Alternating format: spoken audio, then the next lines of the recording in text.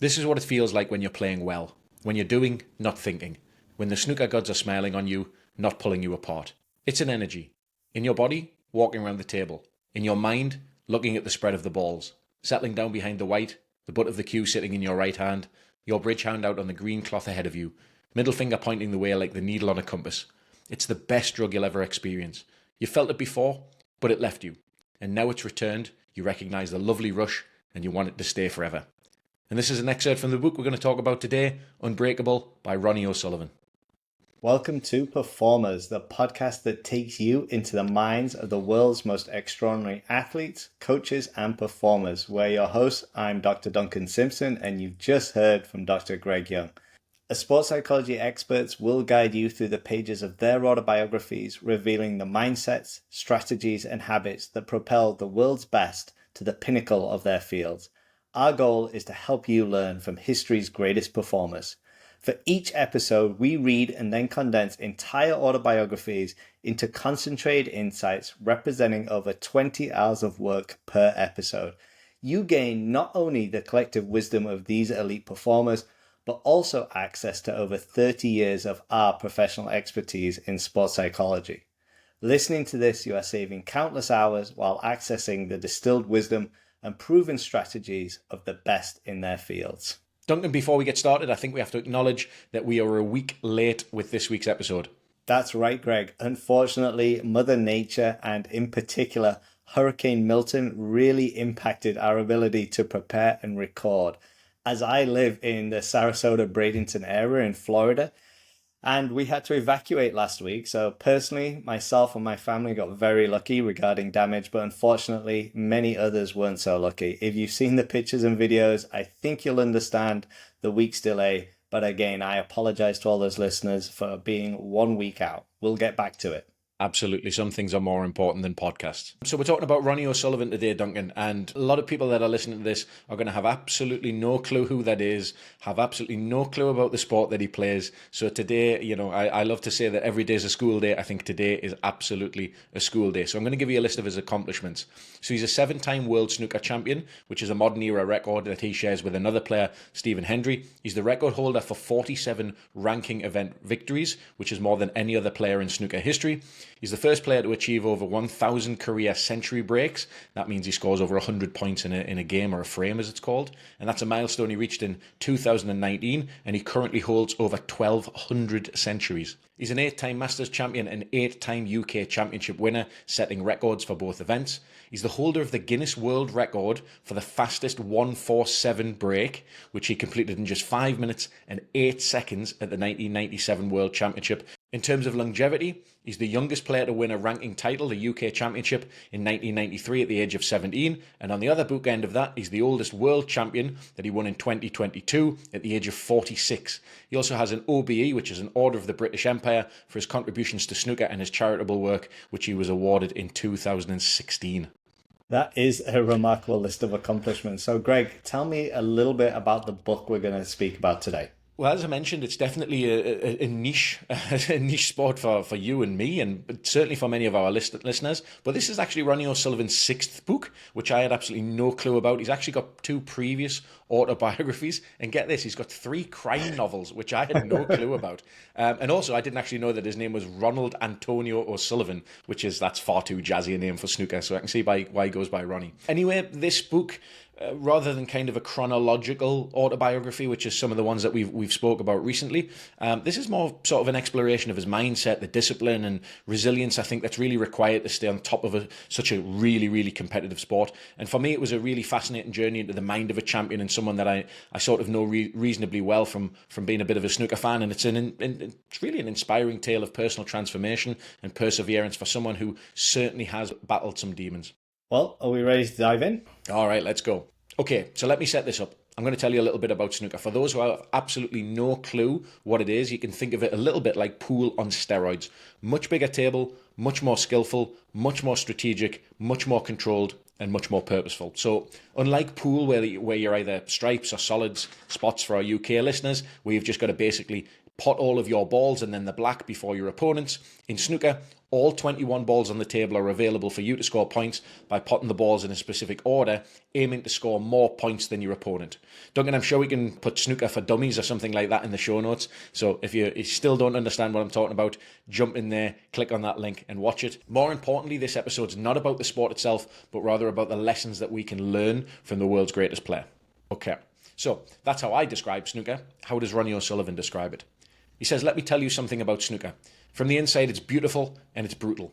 I love this sport. I feel blessed to have played it to the highest level. It's in my head all day long and I obsess about it. Love its history. But it can be bad for that head of mine. This thing I can't let go. It can be capricious and cruel. You and the table all day long, every day. Low roofs, artificial lights, stale air and bad food. All those hours in a dark room and you're not talking to anyone but yourself. Shutting down your emotions, losing your people skills, if you had the chance to develop as an outlier kid in the first place. Participating only in one little strange corner of your life. If you play a Grand Slam final in tennis and put a forehand in the net, your chance to put it right comes along with the next rally a few moments later.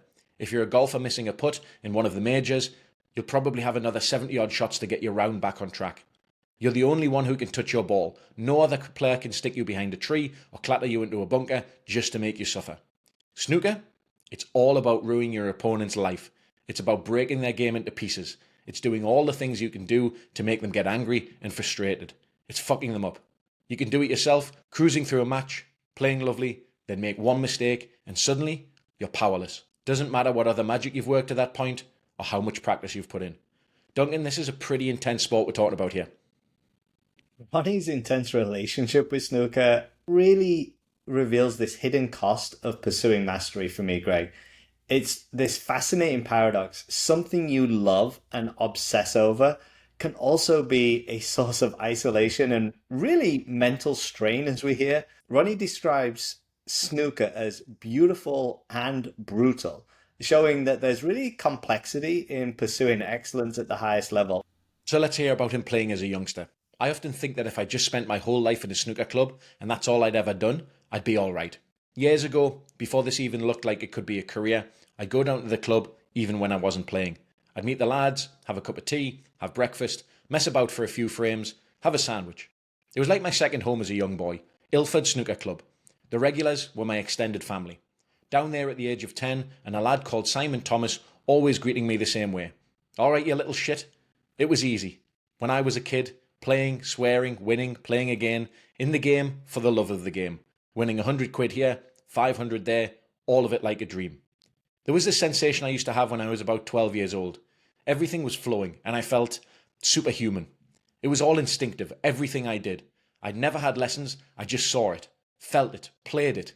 Can you imagine how good that feels? I could do the conjuring trick that others couldn't. I could make people go weak at the knees and I didn't even have to think about it. It just happened. No wonder you get obsessed. It's your secret weapon. It's your escape from everything else. Your panic room. Nothing else in the world can touch you in the same way. Now, my relationship with the sport is more complicated than when I was younger. The feeling of being superhuman is a fleeting one. Often, just out of reach. It was also uncomplicated back then. Nothing else mattered. Just me, the balls, and the table. Duncan, we're obviously hearing about him as a youngster here. Do you think it's possible for elite performers to regain that early sense of joy in their craft, or does it always inevitably fade with the demands of a really high-performance career? I think it's possible, but it requires a conscious effort. As the pressures of a career build, I think performers often lose sight of the pure joy that they once felt, especially as a youngster. We can't forget that these are careers of our performers, so compensation and rewards just often become more prominent as someone's career progresses. It's their job, after all. However, by reconnecting with the intrinsic love of their craft through, we've talked about these things like mindful practices, simplifying routines, and shifting our focus away from external rewards, athletes can rediscover that early passion. So it takes that little bit of reflection to kind of really tap into what it was that you loved about the sport previously. So there's a place that we're going to hear a little bit about. This is called the Crucible, and obviously that's a Shakespeare play, and it sounds like this really intense place. And for snooker players, it is, because it's the sort of the spiritual home of snooker. It's where the World Championships are held, and it's a place in Sheffield. In 1989, Ronnie's dad took him to the World Championships. So Ronnie's sort of from down south, from London. So it's quite the trek up to Sheffield, certainly for a young snooker fan. And watching the World Championships really inspired him as a player. He says, "It was inevitable my dad would take me up there. The amount I was playing as a kid, the amount I was watching. Sitting in the empty Crucible would have been enough for me, worth the long trip up the M1 motorway and the early start and the late home. To see my hero as an actual living, moving person was almost too much for me to take in. Everything about him was perfect. His crisp white shirt, how his black waistcoat fitted him, the old-fashioned watch on his left wrist, the middle finger on his bridge hand tapping up and down like he was impatient to get this whole thing wrapped up even faster. I'd been a Jimmy White fan at first. I'd leg it back from school, stick on BBC Two and watch as many frames as I could before tea. I always wanted Jimmy to beat Steve Davis in their semi-finals. The way he played, the vulnerability you could sense." So Dunk, just for a little context for our listeners, if they've watched any of the videos, they'll see snooker players are immaculately turned out. They're dressed like, I don't know, they're dressed like lounge singers, kind of all black waistcoat, black bow tie, crisp white shirt. It's very sort of pomp and circumstance. And he's talking here about seeing one of his heroes, Jimmy White, and also Steve Davis, literally in the flesh, and how inspirational that was for him. There definitely is an etiquette to snooker, similar to perhaps if you think about the crisp white colours that you're supposed to wear at Wimbledon. The consistent theme, as you mentioned, I think across all of our episodes, is that power of having heroes to look up to. For many, the power of heroes is really seeing someone that embodies the pinnacle of their craft, and that in itself fuels an ambition and sets a standard to aspire towards when you see someone doing it. In fact, many of our performers have actually gone on to meet their heroes, which Ronnie eventually does do and even plays against the gentleman that he's talking about. So emulating a hero, for me, provides really that clear vision of greatness and showing that achievements aren't out of reach when there's someone you can aspire to, there's someone in the flesh. So that journey to excellence often begins with inspiration drawn from those who've walked the path before, which we've talked about. So giving young performers something to strive for beyond their immediate surroundings. I think the power of heroes cannot be understated in our performers' journey. I totally agree, and we've seen that with a number of different performers. I think we had Peekaboo Street with Lindsey Vonn. I think Mike Tyson sort of met Muhammad Ali, right? And we've seen that a lot, so I think that's starting to be a bit of a consistent theme here. So let's hear a little bit more about his early play. "I was playing the game then myself, but mainly for fun. Then I started winning a few junior tournaments and started liking the feeling of winning tournaments. The relationship between my dad and me developed from just being his son playing snooker to, all right, Ron, we're going to do this for real now. So we had a lot of conversations about how it was done and who I should be. I know you like Jimmy, but if you want to be a winner, you've got to follow Steve Davis. He's the man." So we're seeing a little bit of modelling here, and he goes on to say, "From that moment on, I changed. I stopped being Jimmy. From the age of 11, I based my entire technique around Steve Davis instead. It might have begun with his winning streak, but once I realised Davis was the man, the one I wanted to be, I took it all on. His mannerisms, the style. When other people would trot out the old line about him being boring, I couldn't work out what you could possibly find boring about him. He was playing the game exactly how we all wanted to play. He was perfection. The way he walked, the way he sipped his water. Everything about him was incredible. How he chalked his cue, the manner he commanded the table with. He had an aura. He was like the Crucible version of a supreme being. You had a lot of fantastic players, a golden era for the game, but Davis stood above them all." Duncan, we've talked about having models, and Steve Davis obviously being a great one from here. How critical is it for young athletes to model not just skill, but the habits and mindsets of proven winners? Greg, the purpose of this podcast is to learn from the world's greatest performers and using history as a form of leverage. Ronnie is simply looking at the history of snooker and who is the best to have played it. At the time, it was Steve Davis. And therefore, he's decided, well, that's the person in history that I want to copy. So he's going to model his game after Steve Davis, but not just adopting his technique, but adopting his discipline, his demeanor, his focus all around the table, every little mannerism he talks about. It highlights a crucial lesson for performers. To reach the top, sometimes you must choose role models who embody the mindset and behaviors of sustained success over simple flair and showmanship, perhaps. I absolutely love that. And I think that's a really important lesson for listeners, because I think we're living in a little bit of a culture where we see the highlights and the glamour and the flair part of things, kind of the ESPN top 10 culture, or the sort of the TikTok culture. And I think that's a really important thing. Choose the role models who embody the mindset and behaviors of sustained success over flair. I really like that. So Ronnie had quite an interesting relationship with his father, and his dad was really actually quite strict with him until the moment that Ronnie actually stood up for himself.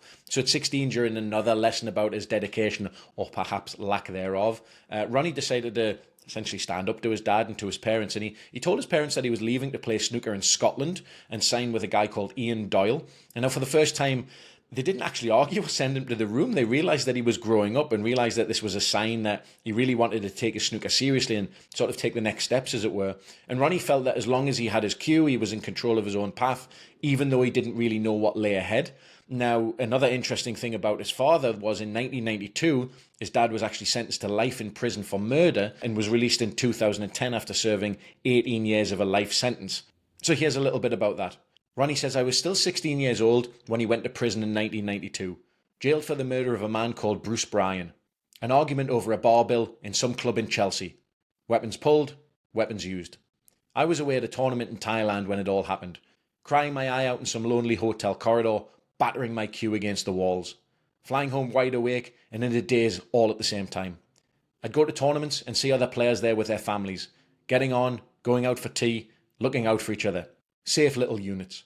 I didn't have any of that now. I didn't fit in anymore. It was horrendous. I had no idea how to behave. So obviously, I went off the rails instead. Duncan, we know his dad going to prison had a huge impact on him.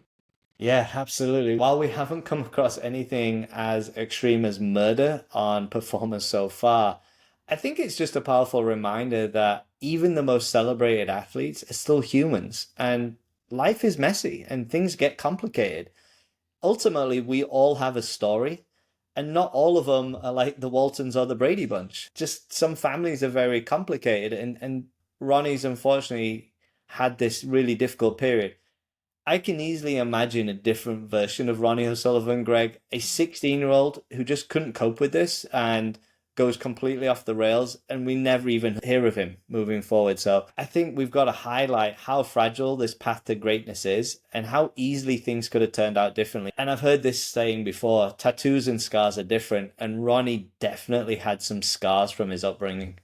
So Duncan, you did talk about complicated lives there, and everyone has a story. Before his dad went away to prison for murder, he actually owned sex shops and worked in the sex industry. And when he did go into prison, Ronnie's mother ended up beginning to run them. And his mother was actually sentenced to a year in prison for tax evasion while running the shops in 1996. Apparently didn't pay a VAT bill. And what that did was that left Ronnie to care for his younger sister, Danielle. And that was something that he really, really struggled with. These have been some interesting transitions from murder to sex shops to tax evasion. You are listening to Performers, by the way. You are listening to Performers, and I'm starting to see where Ronnie got all of the material for his crime novels, I think.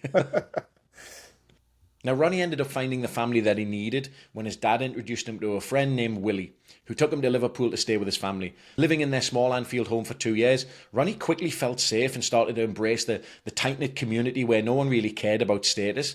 And when Ronnie's mom came out of prison after 7 months, she was definitely tougher. She had very strict boundaries for both her and him, and she no longer really tolerated the kind of people that Ronnie had started hanging around with, and certainly didn't want them in her house. So obviously, when you've got all of this sort of, we'll call it a very messy upbringing, Dunk, there's definitely going to be implications about this.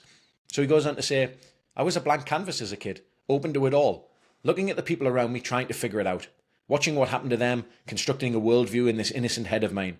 When my dad went away to prison, it changed it all. We'd have conversations when I went to see him or when he had a phone card. I would hear what other people said about it when they didn't think I was listening. That was when the paranoia first began to creep in. It felt like my dad had been taken away from me. It felt like it was all unjust, me and him against the world. He continues, I was stereotyped as a teenager because dad worked in the sex industry, because he was such a big character. Walking into the snooker club, buying everyone in there a drink. Walking into a party, coming out with his usual line. Big Ron's the name, porn's the game. And there were a lot of parties. Stereotyped by the long lineage of rock and roll rebels in snooker. They were always on the lookout for the next Alex Higgins, the one who could be wild but also could win the world championships, The working class boy making good in waistcoat and bow tie. The flawed genius, the natural, out on the champagne and buying all the drinks straight from the clubs to the table. Duncan, without a shadow of a doubt, this is going to, but how do you think an upbringing like Ronnie's impacted his mindset and his development as a player? Ronnie's upbringing is a story of extremes. Of course, it had a huge impact on his mindset and overall development. On one hand, there's chaos and unpredictability, like his dad's larger than life personality, and honestly, the connections to the underworld, which likely I think fueled his rebellious streak and his desire to prove himself. On the other hand, the moments of stability, like his time in Liverpool, gave him that sense of community that I think helped him feel grounded at times. So this mix of influences made him, for me, both resilient and at times volatile, constantly balancing between being a natural talent and also an outsider. Greg, without a doubt, this upbringing helped shape his mental toughness. At the same time, it also brought some emotional struggles. There's that paradox there that impacted his performance at times. And we're going to hear about that later in this episode. We certainly are. So let's talk a little bit about about the game. For those of you that are familiar with golf and those of you that are familiar with tennis, that kind of really quiet sport, it doesn't have a patch on snooker. You can hear a pin drop in those auditoriums. So he says, you think snooker is a calm sport. We wear smart shoes and bow ties. We show almost no public emotion. We don't shout. We don't scream. We have no teammates to jump into their arms, so it all stays in your head when you're falling apart. Like we're Victorian statesmen rather than fragile young men. The outward appearance of mannequins in a tailor's window, when inside we feel like rock stars who've lost the ability to write a killer riff. Something else from the inside of elite sport. Most of the time, you're a loser. Even when I'm number one in the world and reigning world champion, I lose more tournaments than I win. Maybe it's making sense now, what it does to your head. All this stuff that looks so easy and enjoyable from the outside. How a sport is only a sport, but ends up defining everything in your life. How something that brings you more pleasure and satisfaction than anything else can also be your great torment and mortal enemy. Why do we do it? For the sense of peace when the magic comes? The sense of control? Duncan, does this match with your sense of snooker? While I've never played in the World Championships, I have had a few frames in my life.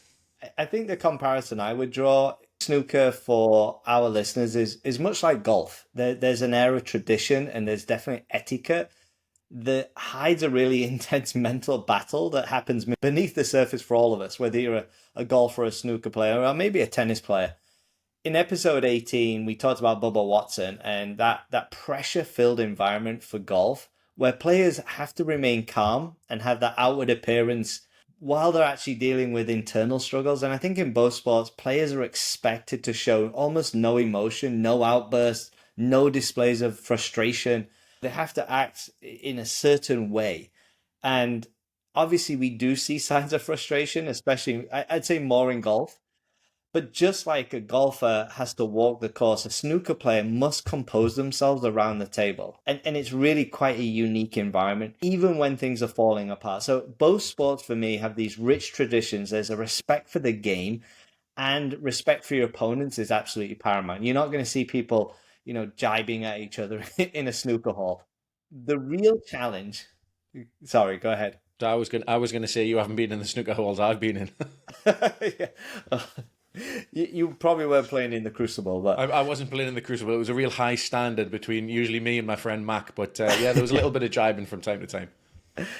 Yeah, and I think the real challenge is in these kind of solo sports that have this rich tradition. It's really about mastering your own mind when the stakes are absolutely at the highest. If you haven't listened to episode 18 with Bubba Watson, there's some really great sections in that book that you'll be able to connect back to this sport here. There's some parallels to that, without a doubt. So a little bit earlier on, I mentioned this idea of the Crucible, and that's the Crucible Theatre in Sheffield. And as I said previously, it is more than just a venue for snooker. It is the spiritual home, and it's hosted the World Championship since 1977 and has become the stage where the most iconic moments in snooker history have played out. So 4 players within the sport, for anyone who plays it at any single level, winning at the Crucible, it's not just about lifting a trophy. It really is about solidifying and really strongly cementing your legacy within the sport. This is Ronnie talking about what it means to win the world title. Since winning my first world title in 2001, it's always been this way. That was the year when everything changed, when I felt a massive pressure lift off my shoulders for the first time in my life. It might have taken me much longer than anyone thought. 25 years is leaving it late, when Henry won his first age 21 and Davis won the first of his 6 at 23. It's a lot of wasted time, so it was relief more than anything else. Right, I've done it now, a tiny slice of what Henry and Davis did. Whatever happens now, they can never take this away from me. When I've lost, and it's taken me 30 years to win my 7 world titles, so that's a lot of beatings, I can cope with it. Because you don't lose the world championship by mistake. There's too many frames for anyone to sneak past you. When I've fallen short, I've always thought, you know what? I deserved to lose that match. The other guy played better than me. I made a fight of it, but it just wasn't my year. Duncan, it sounds like that first year, that first world championship was really about getting that monkey off his back, and he was known as an incredible talent for years after that, but it took him until he was 25 to win that first world championship. Do you think the pressure of being labelled a great talent early on in his career as a youngster made that first victory even more significant for him? Absolutely. That first win was all about getting the monkey off his back, as he said. Ronnie had been seen as this natural talent for years. He won his first major title at 17. It took him another 8 years and a lot of heavy expectations to then break through. So by the time he's 25, everyone knew how good he was, but he was without winning a world title. And there's always that cloud hanging over you if you're expected to be right at the top of your game. So I think winning in 2001, it wasn't just a relief, it's also a confirmation of the potential people saw in him that he was the real deal. You definitely don't want to be labeled as the best, never to win the big one. That's a great point. That is an excellent point. So we're going to talk a little bit here about that actually winning that first world championship in 2001. So for a little bit of context, you'll notice that I've used the word, and Duncan's used the word frame quite a lot. So a frame is just another word for a game in snooker. So it's, you'll play the best of 21, a best of 11 frames, but that really just means games. Ronnie O'Sullivan, Monday night at the Crucible, and I'm 1 frame away. 17-14 up. I should already be there. Frame just gone, I was in total control. 63 points ahead, 67 left on the table. A piss easy, straight red to the middle. Pot it, and Higgins needs 2 snookers. Pot it, and I'm king of the world. Except, I don't, do I? I start making my victory speech in my head. What am I going to say when the trophy's under my arm and Doogie Donnelly's got his microphone under my nose? Who am I going to thank? Who am I going to praise? I can't believe I actually missed that red. I played it the wrong way as well. Should have just stunned it, rolled it in. What a twat. Higgins cleared up like he always clears up. 17-14, and I could lose this now. Once Higgins gets confident, he can keep you off the table. And he fancies it all right, springing his step, rubbing his hands together. That's the problem. You let them off the hook, and they get confidence from nowhere. Someone like him, you don't want to give him any hope. Straight red to the same pocket. He should have never missed that, not with his cue action. Right, on your feet, Ronnie. I've got to clear up, otherwise I'm fucked. If I don't clear up here, he's going to ruin me. You've learned now, yeah? 1 ball at a time. Just pot, keep focused, pot, stop thinking about speeches. Don't even make a speech, just win. Just stay in the present. Red, black, red, black. Keep it steady. Sacrifice speed for being clinical. Blue goes, white onto cannon off the 2 reds near the pink spot. Don't feel hurried now. My bridge hand feels good. Stay in the moment here, Ronnie. You've done this loads of times. Just stay in the moment. Just stay in the moment. Drop my cue on the table. Hands on my head. Shake Higgins' hand. God, it's pure relief. Pure relief. I thought I might never win this tournament. I could go my whole career without winning it. Now, it's done. The pressure, it's done. It's over. Duncan, apart from my dramatic reading of that, what stands out to you from that section? Yeah, great reading. What really stands out from this section is how quickly the pressure can shift in high-stakes situations. Even for someone as experienced as Ronnie, he goes from feeling completely in control, already picturing his victory speech, to suddenly realizing that one mistake can cost him the entire match and the world championship. That mental battle that you just read, Greg, is so clear. Ronnie then has to snap himself out of thinking ahead and really just focus on the present moment. As he says, pot, 1 shot at a time. It's just a reminder that no matter how close you are to victory, overconfidence and shifting focus like he did onto the victory speech can be so dangerous. His relief at the end highlights just how much pressure that he was carrying, knowing that, one slip up could have turned everything upside down. It really is a great kind of play-by-play of his first world championship. And he does put a few of those in the book. They're kind of interspersed out, and you really do get a sense of sort of his self-talk and maybe what's going on in his head in the moment. Again, he's reflecting on it, but it reads like a really sort of, you're immersed in the presence. It's a really interesting read. He also talks again a little bit more about performing at the Crucible. He says, here's something we can all take from the lessons the Crucible has taught me. It's about controlling the tempo. Whether you're playing snooker or out in the real world, none of us can sustain it in the red zone. You might think you can, but you can't. We all have different thresholds for how long we can concentrate, for what we can soak up. The effort that we can pour into something. 10 years ago, I could win the World Championship with all the stress and pressure and exhaustion that it entails and think, I could do that again tomorrow. I was floating along on cloud 9. I thought I could do anything. But he says now, when I win it, I'm destroyed for the next 2 weeks. Like I've gone down with a virus or something. I put that much into them emotionally and physically. What's your threshold? That's a really useful question to know the answer to. Recognize when you're getting close. Look at yourself and ask another question. How is this affecting me? It changes as we get older. When you're in your early 20s, you can go out Thursday, Friday, and Saturday and be good to go again on Monday night. You can light the candle at both ends and not burn your fingers. When you're in your 40s, it's not going to be the same. Ain't that the truth, Ronnie? You can still enjoy yourself in the same way, but it takes longer for you to recover. He also has some really good advice here, Duncan. He says, but you will reach your threshold all the same. So plan a period after a big emotional and physical commitment in which you can decompress. Work out what you need to be able to go again. Maybe it's sleep, maybe it's a change of scene. Maybe it's limiting your screen time or building in a week where you're going to get 10 hours of sleep a night. Know what you need to do. There is a tax to be paid on any stressful situation you go through. Work out how much you're willing to pay. What is this thing worth to you? Then make your decision. Is it really for me? Duncan, I love this idea, and I'm going to read that line again. There is a tax to be paid on any stressful situations you go through. Work out how much you're willing to pay, what that thing is worth to you. Yeah, that idea of a tax is such a powerful metaphor. I think we can take that. Doesn't matter what performance domain you're in. I think you can take that idea with you. Ronnie's point is that really every high pressure event, whether it's snooker championship or a major life event, comes at a cost. Physically, emotionally, mentally. I think we all understand that conceptually. It's about recognizing these moments and that it's going to take something out of you and being mindful of what you need to recharge afterwards. Something that stood out for me was I reflected back on Bill Walsh's autobiography, and towards the end of his career with the San Francisco 49ers, he was completely burnt out. He had just poured absolutely everything into the organization, and he just didn't have any more to give and had to walk away from the game. So just like paying a tax, you have to ask yourself if what you're putting in is worth the price you're going to pay afterwards. Duncan, that's a phenomenal parallel, and I want to encourage listeners to go back and listen to Bill Walsh. That was episode 13 of Performers, and that was really one of the big things that stood out to me, how he wasn't able to do that as well, and as you mentioned, had to walk away from the game because of that burnout. So some great cautionary tales within that. I encourage listeners, again, to go back and listen to that. That's episode 13. So as Ronnie talked about earlier, you tend to lose more than you win, even if you're one of the legends of the game. And he talks a little bit about losing and the positives that can actually come from it. He says, when I was early in my career and all in, defeat in Sheffield, again, the Crucible, was hard to take. They used to leave scars. There's still times when I feel like unless you actually win the Worlds, then they're the biggest waste of 17 days of your life. I'm up and down. You know that by now. But what I've only come to realize with maturity is that the losses actually prolong your career in a strange way. I think sometimes that the gaps that I've had between winning the Worlds and not winning have inadvertently helped me to even things out a little bit.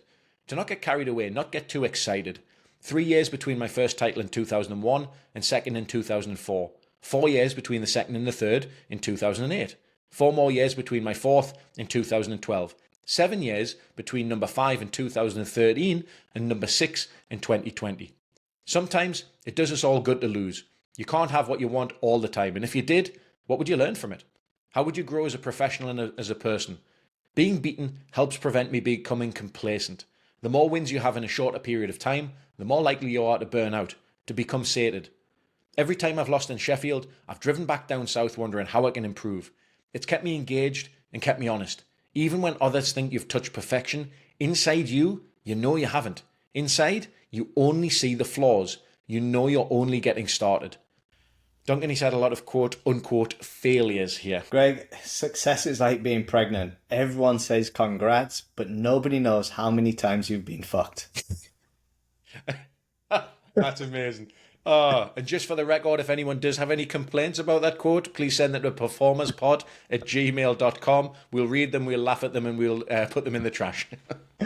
Ultimately, no one often sees all the struggles, all the things, and he's just had a lot of failure. So just like Ronnie discovered, losing helps you stay grounded. I think it keeps you from getting complacent. And like he said, losing actually pushed him forward. So success is important, but it's often through the challenges that we learn the most about ourselves. And that's a consistent theme across all of our performers episodes. So the lesson is embrace the losses because they might just be that key to long-term success and personal growth, however difficult those losses can be in the moment.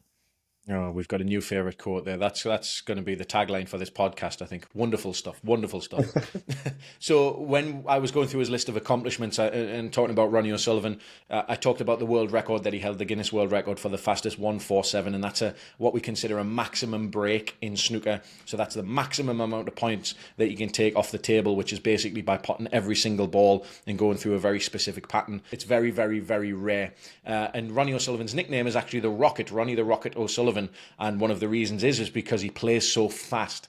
So he's going to talk a little bit here about his record-breaking 147 in 1997, and there's a couple of links that we'll put in the show notes. One of them is going to be the actual video of that itself in real time, and there's another one which I actually really enjoyed where he's talking to a sort of a TV host about that experience as well. But here's what he says in the book. 5 minutes and 8 seconds. I didn't know it then. I knew it was quick, but I didn't know it was the fastest ever. I couldn't have guessed. When they told me that a quarter of a century later, it would still be the quickest 147 in history. I wasn't happy with it. Actually, that's not quite right. I was happy I made it, but all I could see were the flaws. All the times I could have gone wrong. All the shots that I made harder than they should have been. The looseness of my positional play, the lack of precision. Everyone else goes on about the speed of that break. Only I know the truth, or my version of the truth. It was only quick because I was out of control, because I had so little confidence. That was me, 21 years old at the Crucible. Perfection? Not even close. Those 5 minutes were about one thing for me. I'll never win the World Championship playing like this. I'm not good enough. The twists and turns are coming onto me too quickly. I'm out of control. Duncan, even though he's performing unbelievably well, and even to those people that know the sport, this was an unbelievable and a magnificent feat that he pulled off. He's still critical of this performance. Greg, we've talked about holy shit moments, and this was snooker's holy shit moment. If you haven't seen the video, it is one of the most impressive things I've ever seen in sports, and I'm not being hyperbolic here. However, his reflection shows his perfectionistic mindset at the time, always seeing where things could have gone wrong, even when the rest of the world was really in awe of his talent. That self-critical nature is part of what drives elite performers to continually improve. But it's that double-edged sword that we've talked about. Yes, I will add this video to the show notes. You have to watch it. It's incredible. Fantastic. I love it. It's hypnotic. I've shown it in university courses that I've taught to people that have no clue about snooker, and they've been hypnotized by it as well. It's a 5 minutes that you will not regret. So that's him, what we think performing at his best, but he certainly doesn't think of it that way. So what is it like for him when he is actually performing at what he considers to be his best? He says a sense of total control. Doesn't matter where the balls are on the table. Maybe there's 4 reds, all messy around the pink. A couple more on one of the cushions. Not much available after this red and black? You don't care. Everything you're looking at makes sense. The angles you need to find, the spin, and the power you want to put through the cue ball. The compression. When you're flying, the sounds all around you come into harmony. The cue ball hits with a noise so crisp and clean, you could have had your eyes shut and still know the pot's going in. A thick sound, solid, not thin and brittle, like a coin dropped on a tile floor. The ball disappears into the pocket like the echo of a drum beat, not rattling and vibrating, just in, gone. The punters in the seats around you are all soft background one moment, coos and ums, and then roars and these sudden explosions of applause when you pull off a shot some of them never saw coming and most didn't dare to believe would come off. There's no one on this planet right now who can compete with me. That's the thought that comes in. 8 billion people in the world and not one of them out there who can knock me off my perch. Good players at this tournament. Maybe there's one of them sitting watching you from that chair over there. But none of them you're worried about. Not today. You think, no one can take this game away from me. It's all there if I want it. Greg, for me, he's describing peak flow state, where he's just in a state of complete control. It made me think of Alex Honnold, the free solo climber in episode 11, who was totally immersed in his sport despite the gravity of consequences. No pun intended with that. I also don't think anyone in the snooker world would argue with him that when Ronnie is at his best, he is simply untouchable. Ronnie's greatest opponent has always been himself. Nobody else can touch him when he's in such a zone. And Duncan, that's actually the perfect transition into this section. So Ronnie O'Sullivan actually really struggled with addiction, and the paragraphs that I'm going to read here are a little bit more for sort of context for our listeners, just to get a little bit of an understanding about who the man is that we're actually talking about. And so I don't think there's going to be a ton to reflect on here for you, but if there's any moment that you feel is going to be important for our listeners to think about, feel free to stop me and jump in. How does that sound? Absolutely. Wonderful. Okay. So he says, it was all about escapism for me, those wild days. Don't get me wrong, for the first 2 or 3 years, I had an amazing time. I kept doing it because it made me feel great. After that, it wasn't fun. It was blocking things out, except it didn't make things better. It exacerbated them. It turned me into a worse version of myself. And maybe that's what I hated about it more than anything else. I've read about what happened to Noel Gallagher in his caning days. I've watched documentaries about Tupac and Biggie Smalls and could see the same messy pattern repeating. It's always easy at the start. That's the whole point. Then it speeds up and you lose control. And it's like a car crash everyone else sees coming but you. It's you who has to make the change. I had to get myself out of the spotlight, get myself out of the sort of bars and clubs where it would all begin, stop being around the sort of people who would make those sorts of bars and clubs so alluring. I almost became a recluse, but that was better than the alternative. So he goes on to talk a little bit about how this escapism can spiral into a real self-destructive pattern. And he goes on, there wasn't the self-awareness when I was in the thick of it all. I was in the moment. I was trying to fit in a lot of the time, doing the things I thought I should be doing as a bloke of my age with a bit of cash. Clubs, girls, the sort of thing you do in clubs to impress girls. That's what I thought you were supposed to do. I wanted to be liked. I didn't want to be on my own. That's when the trouble starts for someone like me. I tried to fit in, and my personality began to change. The drink and the drugs accelerated it. I became an unpleasant person at times. A bit of an attitude with strangers, like I fancied myself, and that was never me. This section really speaks to identity and a sense of values. I think from his upbringing, we obviously heard he had a difficult upbringing, and now he's talking about that idea of what he should be doing, and he's surrounding himself with the wrong people and letting drugs and alcohol distort his personality, because I don't think he has that solid grounding in his personality that allows him to have a clear vision of who he is and who he wants to become. And I think we can trace that line back to that challenging upbringing. So it's not an excuse for his behavior, but I can definitely see a through line. So let's sort of wrap this section on context up a little bit. He says, I did a great deal of damage in those 7 bleak years to my game, to myself. I could feel myself in a downward spiral. I felt weak and vulnerable. I felt like I was always having to push back against authority, like I had no chance of ever beating the system, like the only way I could fight back was through my snooker. Certain things happened to me that I couldn't make sense of any other way. So in 2001, Duncan, he actually enters Rehab. He's 25 at the time, and it's a classic sort of 12-step program at a very famous facility for celebrities and sports people in the UK and England called the Priory. I'm sure the stories that could come out of there would be really interesting ones. But he talks a little bit about his time here. He says, when I went into my first AA meeting, I was in bits. This was the one that convinced me to go to Rehab proper, to book into the Priory. I hated my life. I hated that I'd become so dependent on drugs. I felt trapped when I thought like snooker was all I had. It was taking so much from me, and it was unhealthy, but I couldn't do without it. When I found other parts of my day that didn't involve as much emotion, it helped my head and it fed back into my playing too. That became my job. Snooker was a hobby, and as soon as snooker became something I was choosing to do, everything became a bonus. If I had a win, great. If I didn't, I had other things to look forward to. Duncan, this seems like a bit of a revelation for him. Yeah, I think Ronnie's experience of rehab really is that major turning point. At 25, as we hear, he's really struggling with addiction, and it sounds like he just feels trapped by snooker, and that's the very thing that defines who he is. What's powerful about this reflection is how rehab and that 12-step program really gave him the tools to detach that self-worth from his performance in the game. So he managed to separate those two things. By finding balance and discovering other parts of his life outside the game, he was able to shift that perspective, which I think is absolutely crucial. And as we heard, like snooker then became a choice, not an obligation, which then brought the joy back into playing. So obviously a huge transitional moment at 25 for him. Speaking of transitional moments, so as he's coming out of this dark period of addiction and obviously not playing very well, he knows that he needs the assistance of a coach. And maybe the old saying, as the student is ready, the master will reveal himself, could be particularly fitting here. He says, I realised something as the fog from that dark period began to clear. I needed an actual coach, someone as obsessed and in love with the game as I was. I might have made the semi-finals of the World Championship with that technique, a final if I was lucky, but I was never going to win it. And at 25 years old and in danger of fading away, I was desperate to win it. The coach was Frank Adamson. He'd coached Stephen Lee, and Stephen Lee's technique was the best. I said to him, if you can get me cueing like that, I'll be happy. That's where I need to get to. He was a lovely old boy, Frank, in his early 70s at that point. Never happier than with a cheese sandwich and a cup of tea from his wife Loretta, sitting round the snooker table, reteaching me how to play the game we both adored. I'd drive from northeast London down to his in Bristol and work from 10 in the morning until 6 at night. And in all that time, I might only hit 36 balls. I was doing that in an entire day.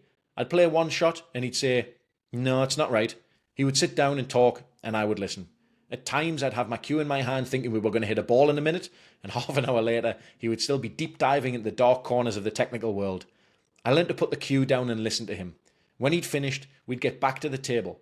I'd play another 2 shots, and the whole thing would begin again. By the end of the second day each week, I'd be in bits. I'd sleep that night like a dead man. The next day, he'd let me play for an hour, just hit some balls. Then, that was it. I wouldn't see him again for 2 weeks, and the whole thing would start again. Duncan, what about this coaching style here? Cheese sandwiches around the table. Well, we've used this quote before. Excellence is the capacity to take pain. And this just sounds so painful to me. You can hit 36 shots in, what did he say, 8 hours? Yeah. Oh, my God. Yeah, there's a time for quantity, as we heard with Andre Agassi, who had, aimed to hit 1,000 tennis balls a day with his father in episode 1. And I think Simone Biles, when she was up to 36 hours a week. So there is a time absolutely for quantity in our performer's journey. But here, it's all about precision of coaching. And Ronnie's really experiencing that with Frank. And it's quite remarkable. It wasn't just about quality. It's about taking time to perfect the smallest technical details, and focusing on hitting 36 balls in a day really reflects that deep level of mastery required to compete at the highest level. For me, also, that mental side is really being tested for Ronnie. It's about being patient, slowing down. He learned how to put the cue down and to listen to a coach. And I think being patient, slowing down, listening to someone else, I think that's crucial in his journey here. So as we're talking about coaches and their impact, Ronnie's work with Frank here, Dr. Steve Peters also enters the fray. And Steve Peters is a sports psychiatrist. And here's what Ronnie has to say. You learn as you get older. You learn about the thing you love, and you learn about how you love it. A coach like Frank Adamson and Ray Reardon after him give me the science to go with my inbuilt instincts. Steve Peters has given me the same on the mental side. A toolbox I can dip into whenever I'm starting to struggle. Here's how it worked with Steve. I asked for one-to-one sessions with him. That meant staying at his house up in the Peak District. He gave me a copy of The Chimp Paradox, which is his book, and I read the whole thing in 2 days, which was ideal, because then I could keep firing questions at him. What about this? What about that?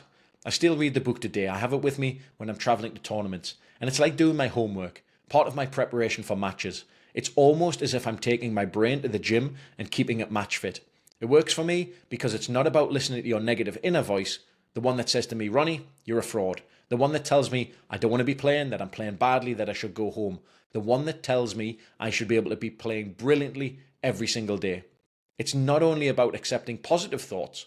You don't want anyone blowing smoke up your arse. It's about being in an emotionally neutral place. It's about not burning through your mental energy. Some people give their chimp a name. I don't.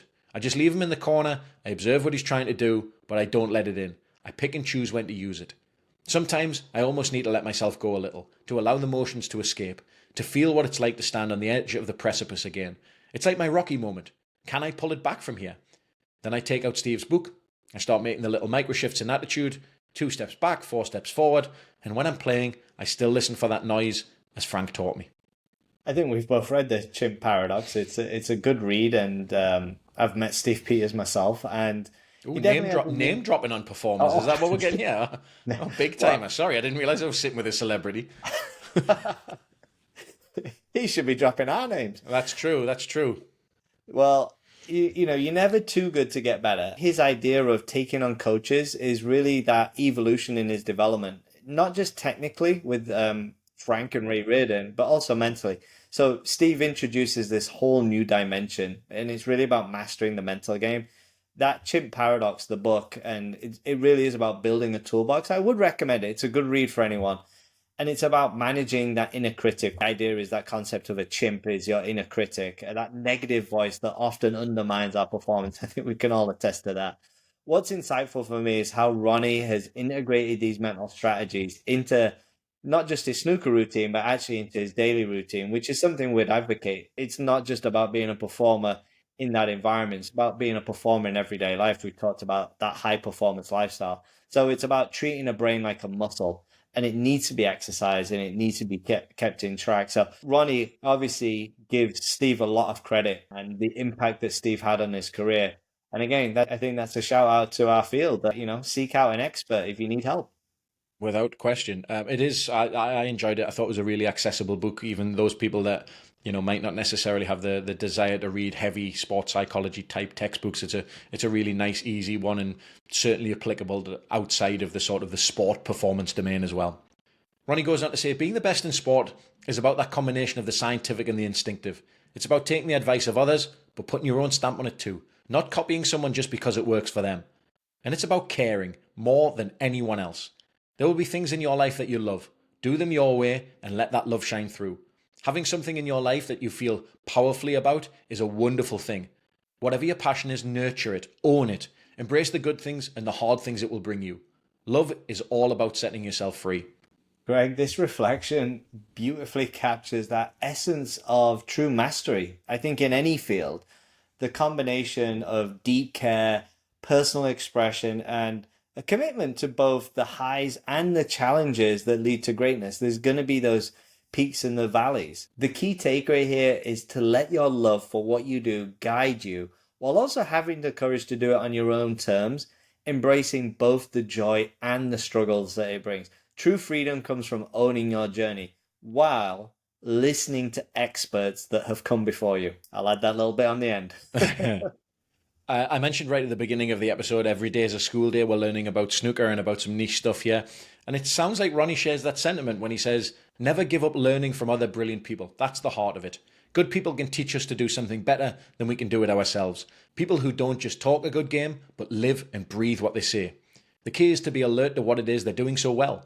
Which brings us back to Steve Peters. I always go back to Steve because he brought everything to life for me. Stephen Hendry and Steve Davis were like machines. John Higgins and Neil Robertson and Judd Trump are like robots, in a good way. I'm not. I'm a mad mishmash of emotions and thoughts and ups and downs. That's why I needed help in figuring out a way through. Steve taught me about challenging the beliefs we have hardwired into us. From the beliefs come the crippling emotions, and we had a pretty long list of them for me. Feel good, play good. Feel shit, play shit, lose, go home. It's quite nicely put, right? It's very succinct. Duncan, the idea that nobody does this journey of high performance alone is something that we've, without question, seen across our performers' journeys. You're right. It's too damn hard to do it by yourself. Surrounding yourself by brilliant people not only elevates your game, but also gives you new perspectives and tools, as we've just heard. Even the most talented individuals benefit from outside perspectives to challenge their thinking and ultimately to unlock their potential. It's just a reminder to have that growth mindset and to keep striving to improve both in sport and in life. So despite having all of these lessons and all these great people around him, Ronnie acknowledges that this is still a difficult thing. He says, it's still hard for me. I was a sabotage genius. I could sabotage the hell out of any situation, and I still can. It's like a train with no brakes, like a form of self-harm. But I know it's not right. I know it's not the rational thing to do. You can recognize it once you get into the habit. Here are the things I've learned from being connected to all these good people. I want to be a nice guy. I value being grateful. I value being humble. I'm grateful for what I have. I value my running, being out in the fresh air. I value cooking and eating well. I value going to work. I value taking time off. I value sharing what I'm passionate about. I value not working for a paycheck. Most of the time. I value being able to smile when I miss a shot or play badly. Duncan, any thoughts on this, maybe around this idea of playing or living a values-based life? Not in that section. I think the bit that stood out for me was that self-sabotaging bit. The idea of a self-sabotaging genius is a tale as old as time. Throughout history, when I thought about this section, we've seen brilliant individuals, despite their immense talent, they've seemed to be their own worst enemy, whether it's due to perfectionism, a fear of failure, or just inner turmoil or mental health issues, that they just seem destined to undermine their own successes, despite the achievements that they do make. They're incredibly successful. People that came to mind like Vincent van Gogh, Amy Winehouse, Diego Maradona, probably Andre Agassi, they all maybe fall into this category. I don't think those four have ever been mentioned in the same sentence before.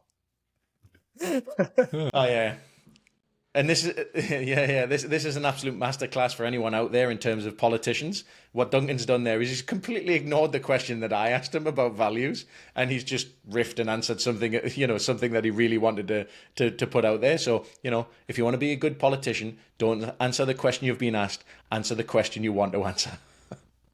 I just thought self-sabotaging genius was more interesting. Yeah, you're probably right. Yeah, that's my bad. I see what's happened here. Speaking of self-sabotaging geniuses, I'll continue. So obviously we talked a little bit about Ronnie's addiction, and with that comes obviously mental health issues as well. And he talks a little bit about that in the book as well. Well, actually he talks about it at length. We'll talk about it briefly here.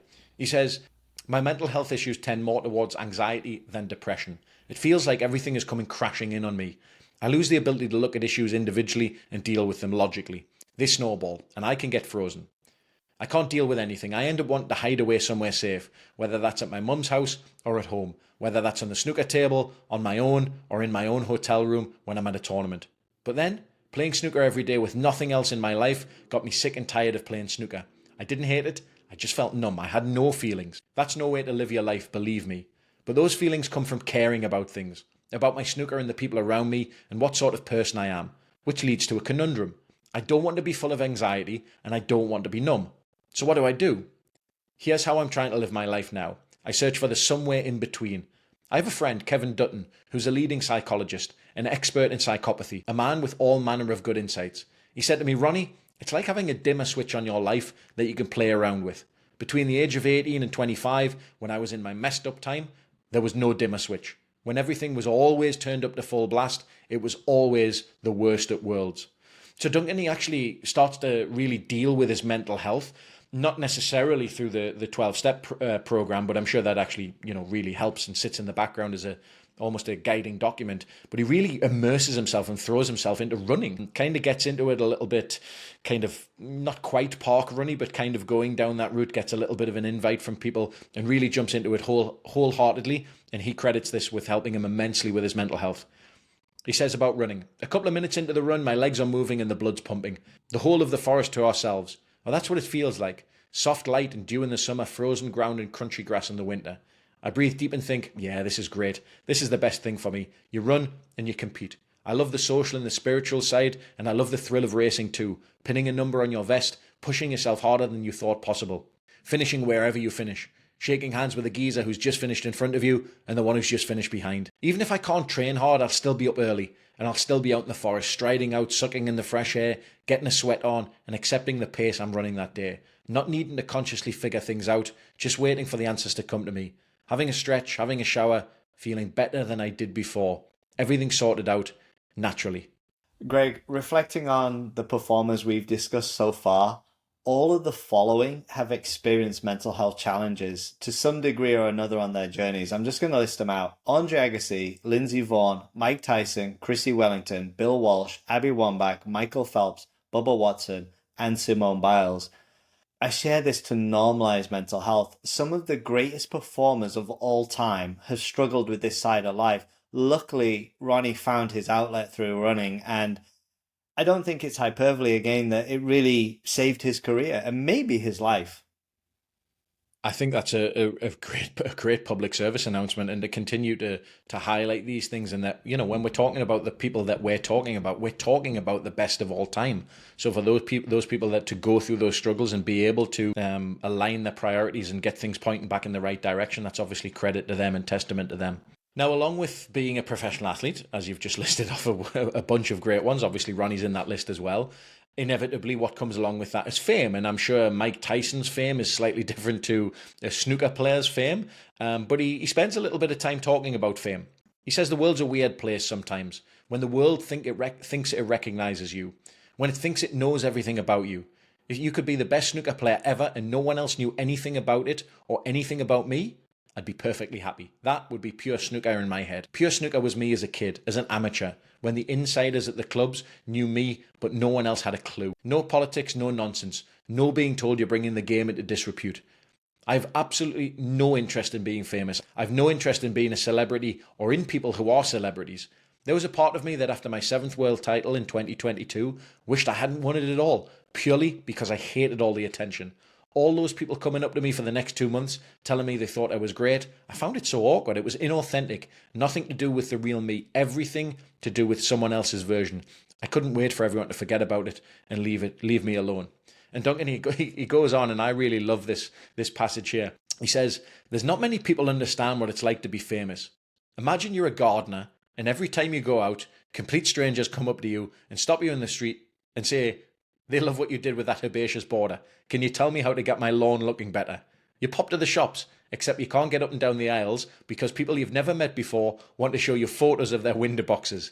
And then they ask you for some free bulbs, and then they want a selfie with you where they're doing some strange gardening pose. Except they can't remember how their phone works because they're suddenly all fingers and thumbs. So you have to take it for them, and now everyone in the shop is queuing up for gardening chat, and you just want to pay for your bread and milk and tea bags and get home. I'm not looking for adulation when I play snooker. I'm looking for satisfaction and a challenge and a never-ending puzzle.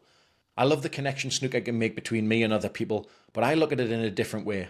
You know the way that some Buddhist monks live in that pure life, where they travel about and people look after them and feed them, and the monks aren't out to gain anything but a better understanding of what they're trying to do?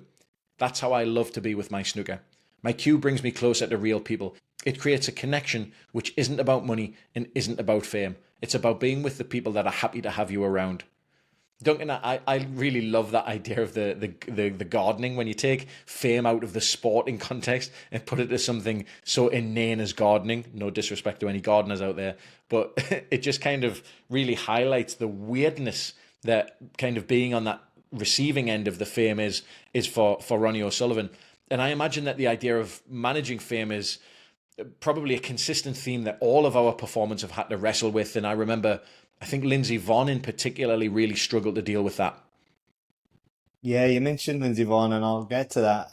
As you mentioned at the beginning of the show, you know, a lot of our US listeners in particular won't have heard of Ronnie O'Sullivan, but if you live in the UK, Australia, China, where snooker is played, he is incredibly famous. In the UK, he's probably one of the most famous sports athletes that we have. Certainly one of the most recognizable, for sure. Absolutely. But to connect back to Lindsey Vonn was a great example, and I believe her challenges with fame were particularly related to body image and the Hollywood ideals around the female body, especially when she finished her career and she was doing a lot of red carpets. She really struggled with fame. And fame brings a range of challenges. There's that loss of privacy, the weight of public expectations, that feeling of being constantly judged that Lindsey felt. For people to excel in their craft, they need focus and dedication. And fame can sometimes distract them from the very thing that brought them success. So I think if you're going to be successful, you're going to be an elite performer, you accept that fame's part of it. But I don't know how you can prepare for it. And I don't think Ronnie had any way of preparing for the fame that he ultimately ended up having. So we talked a little bit earlier about the importance of failure and the lessons that Ronnie's taken from failing, particularly at the Crucible, in particular between his world championships. But now he's actually going to talk about winning. I'm going to talk a lot about winning, how you do it and what it does to you, how it is when the snooker gods are displeased and you fall away and lose. And here's the first thing you need to know. When you start winning and you keep winning, you feel like you can cope with anything the game throws at you. Between 2001 and 2008, I became so accustomed to winning that I actually began to prefer the more pressurized frames to the easy ones at the start of a match. You win a few tournaments, a few matches where you wobbled, and all of a sudden you develop your own style, your own belief system, your own way of playing the games. Because you have to be you to win. You have to play your strengths. A good attacker always beats a good defender. And there's another reason for me to play this way. You dictate when you attack. Your opponent is forced to reevaluate the strategy. When I'm playing snooker and they're trying to tie me down and I keep kicking the door open, they get a panic on. They realize all that tucking me up isn't working. It's feeding me. It's making me stronger. I know the psychology and I can see it and I can feel it too. It's a dog sniffing the air. Becoming a habitual winner makes you look at other players in a different light. When you haven't won big, perversely, you think it must be straightforward. It's only just out of reach. When you start to win, you realize how hard it is. You know what it's sucked out of you. To keep winning is another magnitude again. I understand that the minute I take my foot off the gas, no matter what I've done in the past, there will always be someone else ready to take my spot. You have to work to stay in that place. Work at it all the time. The moment the mind wanders, things can go wrong. There are tricks you can learn after a while. When you're at that moment in a match and you're ahead and it looks like the win is yours, never start counting down the frames. One more to go, one more to win. It doesn't work. Just keep going. Just keep going. Everything becomes about pushing beyond the finish line. There is no end. Duncan, what do you make of that? Yeah, that's a pretty powerful statement, Greg. Staying at the top once you've made it big is arguably more challenging than getting there in the first place. We've heard that consistently from our top performers. When you're climbing that ladder, I think the drive to succeed, to prove yourself, fuels that progress. But once you've reached that peak, ultimately the dynamics change. There's a weight of expectation now, both from others and yourself, to maintain that level of excellence. And suddenly you're no longer the underdog and you're the one with the target on your back. So with that, there's a mental toll that comes with sustaining success. And I think that's immense. Every performance is then scrutinized. Every dip in form is then shown as a sign of decline. They're no longer that top dog.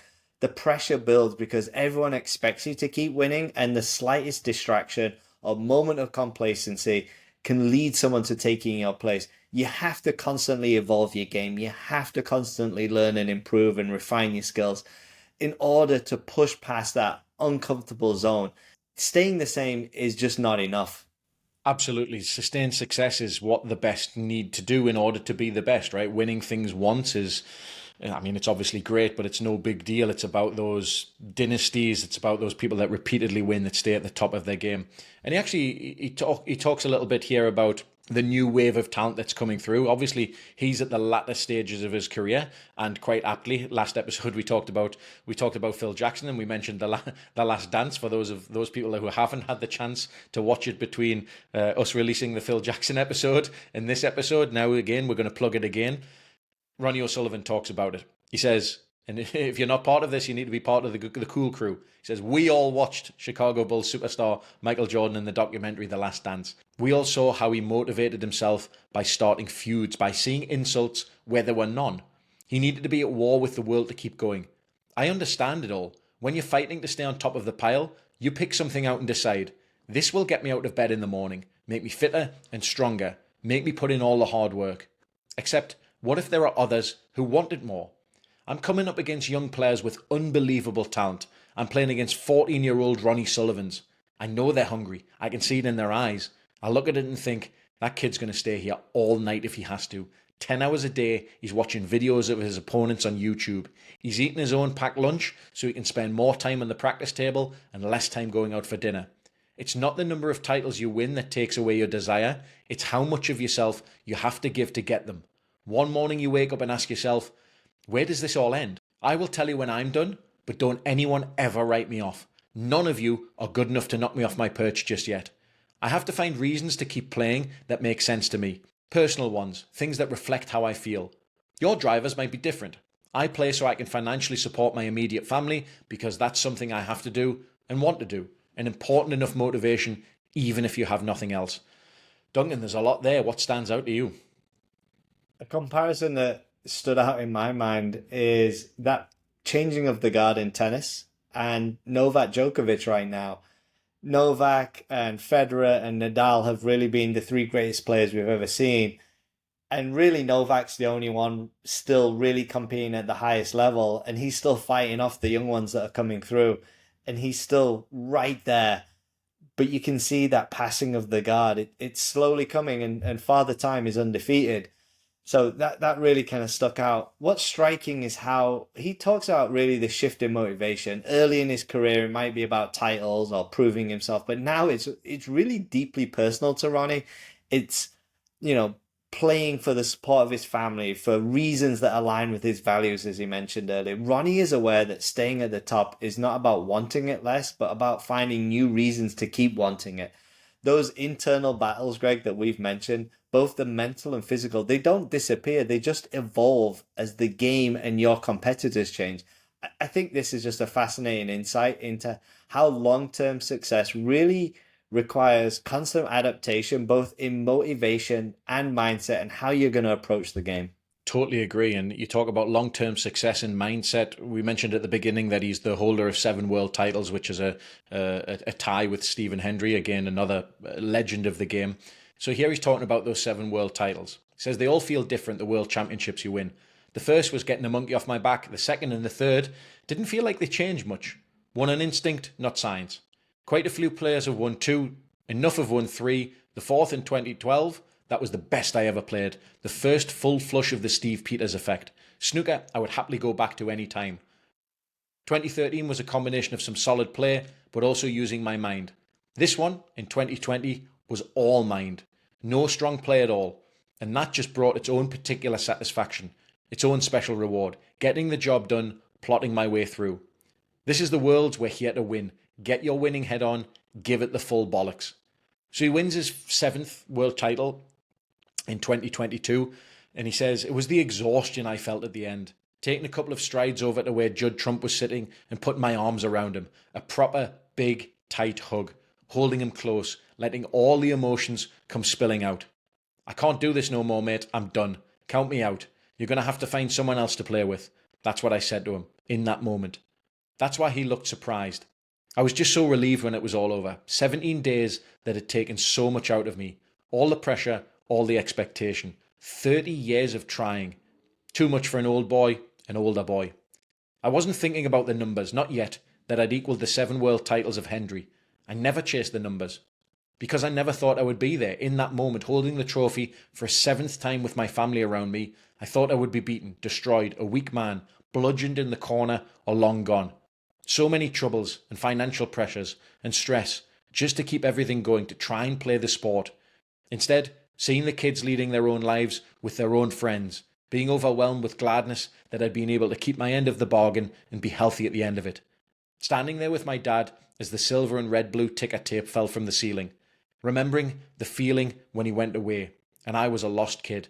All those impossible, lonely times, and now a night I thought would never happen.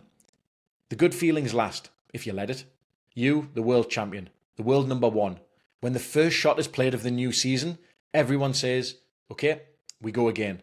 But that world championship tag stays with you all through that season. No matter what else may come to pass, it stays with you for years to come. And you have to enjoy it all, or it means nothing. Rule number 1 of all my rules is to be grateful you're enjoying playing the game. Rule number 2, don't forget rule number 1. And that's where we'll leave it. But Duncan, of course, on Performers, success leaves clues. So what are your top 10 life lessons from Unbreakable by Ronnie O'Sullivan? Number 1, embrace your passion. True mastery comes from a deep love and obsession for your craft. He says, it's my tools, my necessary obsession. Ronnie O'Sullivan, expert in dead trees. Number 2, stay calm under pressure. In critical moments, maintaining composure and focus is key to success. One ball at a time. Just pot. Pot. Keep focused. Pot. Stop thinking about speeches. Number 3, find your peace. Having a personal sanctuary or routine can be a powerful tool for managing stress. He says, this is pure meditation for me, as beautiful and pure as anything in my world. Number 4, never stop learning. Continuous learning from others keeps you growing no matter your level. He says, never give up learning from other brilliant people. And he had numerous brilliant people in his corner. Number 5, control the controllables. Focus on the factors that you can manage, like discipline and preparation. And he says, simplicity is mastering the cue ball, the patterns on the table, the lines. Number 6, be resilient. Losses are opportunities to learn and avoid complacency. Sometimes it does us all good to lose. You can't have what you want all of the time. Number 7, Prioritize mental health. Amen. Managing anxiety and finding balance is crucial for long-term success. And he says, I don't want to be full of anxiety and I don't want to be numb. So what should I do? Number 8, stick to your values. Living by your values brings long-term fulfillment beyond external success. He says, I value being grateful. I value being humble. I'm grateful for what I have. Number 9, set boundaries. Protect your energy and focus by surrounding yourself with the right people. He says, be careful who you let in your circle. There are some dangerous people out there. And finally, number 10, practice gratitude. Enjoy every moment, especially in success, as it brings deeper meaning to life. He says, be grateful you're enjoying playing the game. Wonderful top 10 list there, Duncan. And anyone who gets the opportunity to read the book, and hopefully from today's podcast, you understand that Ronnie O'Sullivan's book is chock full of cautionary tales. What are your top 10 lessons to avoid from Unbreakable by Ronnie Sullivan? There are definitely some things to avoid. So, number 1, overcomplicating the simple. Trying to overthink can lead to poor performance. And he says, you can overcomplicate snooker. The secret is being able to get yourself out of trouble with one shot. Number 2, letting fame define you. Fame can distort your identity and steal your peace. And he says, I have absolutely no interest in being famous.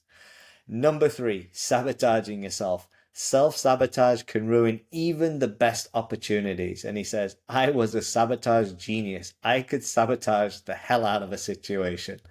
Number 4, neglecting self-care. Ignoring your physical and mental well-being will take a toll over time, which we've seen consistently. Now, when I win it, I'm destroyed for 2 weeks. Number 5, rushing through the process. Focusing on outcomes rather than the process can lead to costly mistakes. And he says, I started making my victory speech in my head. What a twat. Great quote. Great quote. Number 6, refusing to adapt. Stubbornness in the face of changing circumstances can derail progress. He says, I pulled back on the aggression, started thinking about every shot. I just bottled it. Number 7, ignoring early signs of burnout. Pushing past your limits without recovery can lead to burnout. And he says, you have to work to stay in that place. Work at it all the time. Number 8, letting ego control you. Allowing pride to dominate your decisions can lead to setbacks. And he says, you've got to take the match by the scruff of the neck right at the important stages. Number 9, surrounding yourself with negative influences. Associating yourself with toxic people can pull you into harmful behaviors. And he said, I started drinking, had a spliff, I wasn't happy.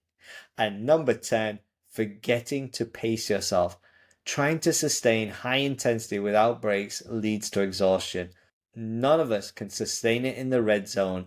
You might think you can, but you can't. Thank you so much for joining myself and Greg on this episode. If you enjoyed it, we ask just one thing. Share this with 2 people in your network, and for that, we are truly grateful. See you next time on Performers.